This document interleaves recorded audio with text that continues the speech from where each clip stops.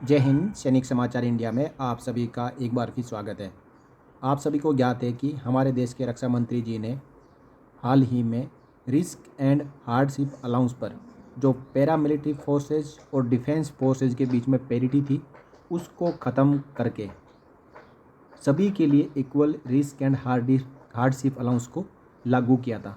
और इसके ऊपर अब तुरंत ही डिपार्टमेंट ऑफ मिलिट्री अफेयर ने अपना फाइनल ऑर्डर तीनों सेनाओं के चीफ को जारी कर दिया है और इसको जल्द से जल्द लागू करने का आदेश दिया है। इसके लागू होते ही जो सैनिक रिटायर भी जा चुके हैं, जो 22 फरवरी 2019 के बाद में रिटायर जा चुके हैं, उनको भी इसका फ़ायदा मिलने वाला है और जो सेवारत है उनको तो मिलेगा ही मिलेगा। अब मैं आपको इस वीडियो में कम्प्लीटली बताऊंगा कि ये रिस्क एंड हार्डशिप अलाउंस किस किस एरिया में लागू हुआ है, ताकि यदि आपने भी वहाँ पे सर्विस की है तो आप भी अपना क्लेम करवा सकते हैं। डिपार्टमेंट ऑफ मिलिट्री अफेयर्स ने ये लेटर 21 अप्रैल 22 को जारी कर दिया है और इसके सब्जेक्ट आप देख रही है, revision of risk and hardship matrix allowance based on area. इसमें आगे बताया है कि प्रेसिडेंट की जो परमिशन है और सैंक्शन है वो ग्रांट कर दी गई है और अफसर JCO एंड OR तीनों सेनाओं के आर्मी, एयरफोर्स एंड नेवी, इन सब के लिए ये अलाउंस लागू है। और जो इसकी मैट्रिक्स है वो अपेंडिक्स में अटैच की हुई है, मैं अभी आपको आगे बताऊंगा। इसमें एक चीज़ यहाँ पे दी हुई है कि इन लोकेशन में या इन फॉर्मेशन या स्टैटिक यूनिट में कोई ट्रूप्स डिप्लॉयड है, काम कर रही है, तो उनको 1 factor down, 1 level down allowance दिया जाएगा।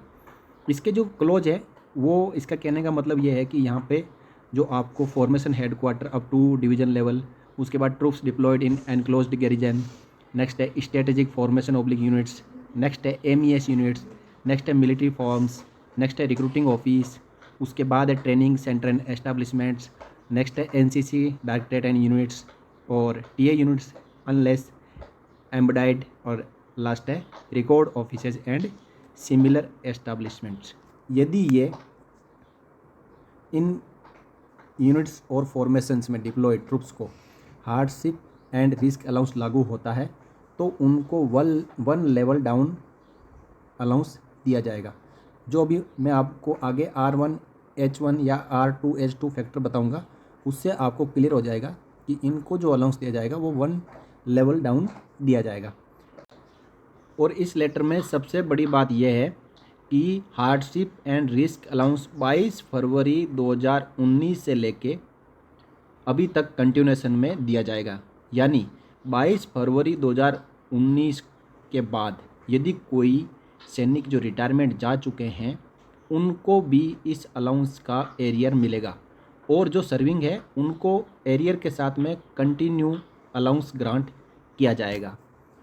अब इसके बाद हम देखेंगे जो मैट्रिक्स है, यानी रिस्क एंड हार्डशिप अलाउंस की जो मैट्रिक्स है कि किस स्टेट के किस लोकेशन को आइडेंटिफाई किया गया है R और H फैक्टर में। साथियों, ये R और H फैक्टर है क्लासिफिकेशन रिस्क एंड हार्डशिप, जिस पे हमारे को ऑलरेडी जो CF है, CMF है, SCCI अलाउंस दिया जाता है, उसी के अकॉर्डिंग R1H1 फैक्टर डिसाइड किया जाता है।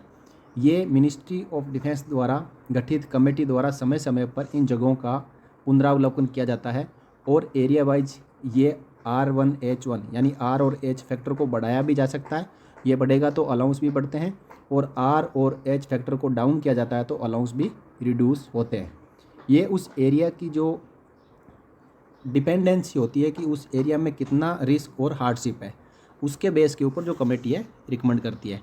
तो मैं आपको अब स्टेट वाइज जो डिस्ट्रिक्ट यहाँ पे आइडेंटिफाई किए हुए हैं और उन डिस्ट्रिक्ट में जो लोकेशन आइडेंटिफाई किए हुए हैं उनका जल्द नाम बताऊंगा, ताकि आपको एटलीस्ट ये पता चल सके कि मैंने जिस एरिया में सर्विस की है या जिस एरिया में सर्विस कर रहा हूँ वहाँ पे रिस्क एंड हार्डशिप अलाउंस लागू है। मैं पूरा लेटर पढ़ के बताऊंगा तो वीडियो लंबा हो सकता है, इसलिए मैं अब आपको स्टेट, डिस्ट्रिक्ट और लोकेशन का नाम जल्द बताऊंगा। आइए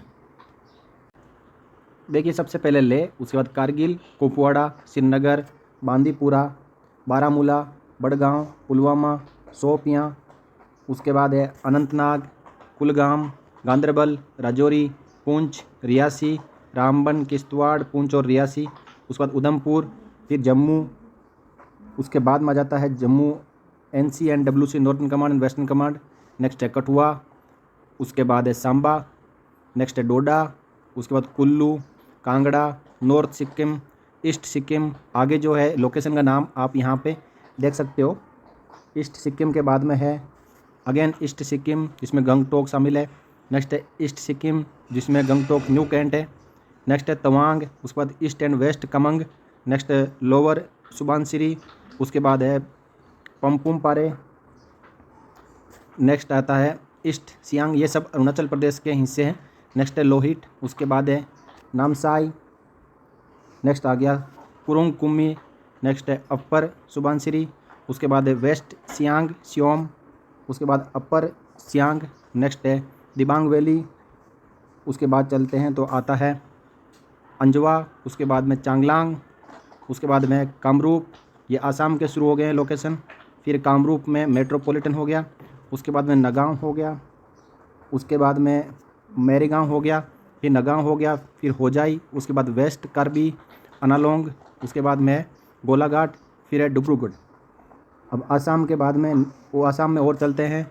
आता है धुबरी, बोंगाई गांव, साउथ सालमारा, उसके बाद में काकराजार, फिर है चिरांग, फिर है गोलपाड़ा, उसके बाद में बारपेटा, उसके बाद में नालबेड़ी, उसके बाद है ईस्ट कार्बी अनालोंग, उसके बाद में सोनितपुर, उसके बाद में उदालगुड़ी, फिर है BNC विश्वनाथ, उसके बाद में कचार, फिर नेक्स्ट कचार नॉर्थ कचार, उसके बाद है जोरहाट।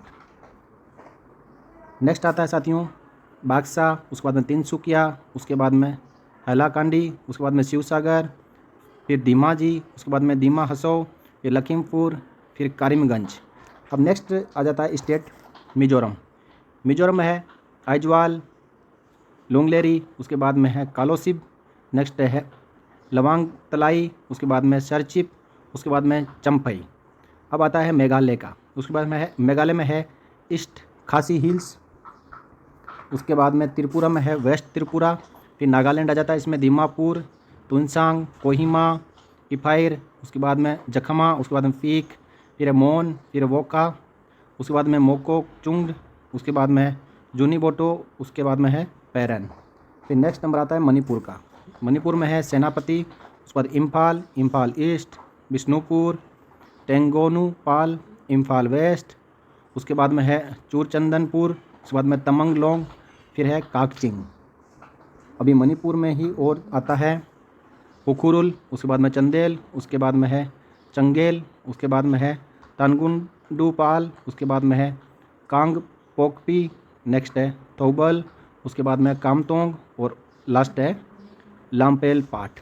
फिर आ जाता है वेस्ट बंगाल स्टेट के लोकेशन।